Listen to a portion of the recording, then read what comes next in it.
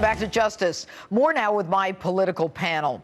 You know, there are a whole host of criminal charges that Hillary Clinton may face if she were to be indicted. And you can see them there along the screen. But I want to go to Richard Goodstein now again. And Richard, I'm going to ask you this.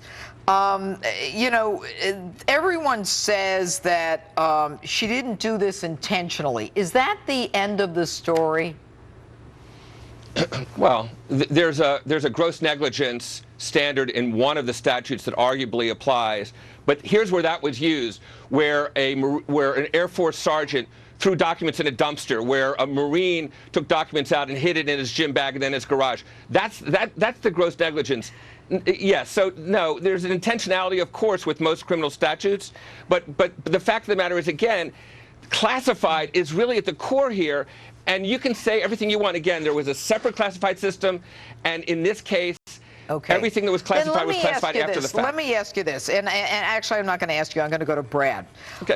You know, her intent was clear as far as I'm concerned based on one email where she directs her staffer, Jake Sullivan. She says, and I think we may have a screen on this, if they can't turn it, if they can't send it, turn it into non-paper with no identifiable heading and send non-secure. What does that tell you, Brad, about her intent vis-a-vis classified information?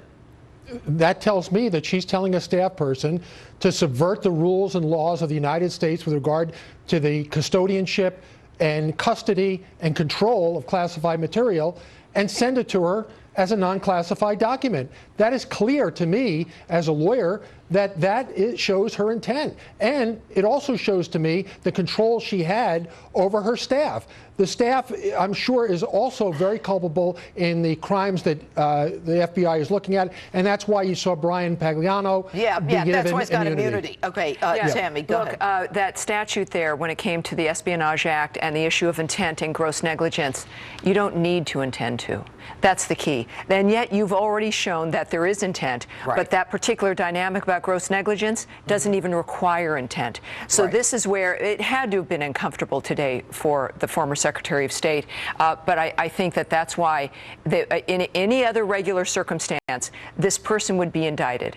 And now, if she is, the courtesy could be in not suggesting felonies, but misdemeanors. Yeah, and you know what's interesting, Richard, I'll go back to you. I mean, you can reference someone throwing away classified documents as gross negligence. That's intentional. You and I both know that was a plea bargain. You know, like Bill Clinton got a plea bargain instead of being indicted. But you're right. Tammy's right. It's about gross negligence, which doesn't require intent. But she did intend to remove these items under unauthorized removal and retention of classified documents. Now, let's talk about the fact, Richard, that she called it a security inquiry. And on June 14th, I believe Jim Comey, the head of the FBI, said, security inquiry? We don't do security inquiries. The FBI does criminal investigations. I think we have a full screen on that, guys? I guess not. Yeah, so what do you have to say about that, Richard?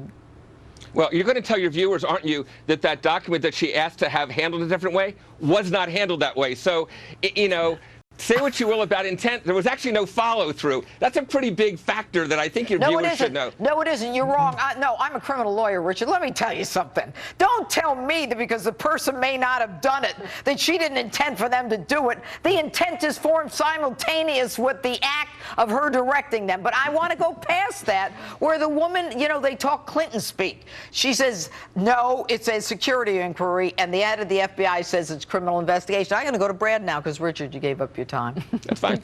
There is no such thing as a security inquiry. The FBI is the federal police. They do police work. And guess what? It's criminal. And for her to say anything else is not only being disingenuous, but she's lying about exactly the kind of information that the FBI is looking at her about and her office when she was Secretary of State. And Judge, you know this better than anybody. It's been said that a prosecutor can indict a ham sandwich. The FBI is feeding at the all-you-can-eat buffet. There's plenty here. Tammy, I'll give you the last word. Well, look, I think that this is in her own statement. You saw this, and her attitude, even with Chuck Todd, is that there is either complete and total denial, or it is a fantasy land like the corkscrew landing into Kosovo. This is a woman who, no matter what you think of the investigation, is this a person with a relationship with reality who should be in the White House? And these are the kinds of questions that the American voter is going to be asking themselves. Her behavior in this process, perpetual scandal and exhaustion of the scandals. Well, no doubt about it. Brad Blakeman, Richard Goodstein, and Tammy Bruce, thanks for being with me tonight. Thank you, Judge. All right, and Hillary's bad week began several days ago with the release of the Benghazi report.